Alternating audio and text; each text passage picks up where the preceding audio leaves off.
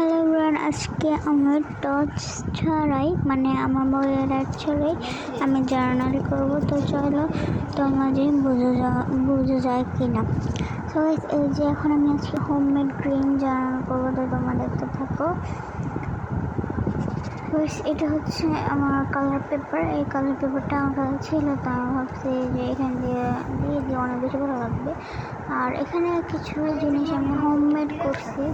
এই যে আমি এখানেও একটা মানে রিডিংয়ের উপরে করছি। তারপরে না আমার ভালো লাগতেছিল, তো তারপরে আমি মোবাইলকে লাইট দিয়ে তারপর করছি।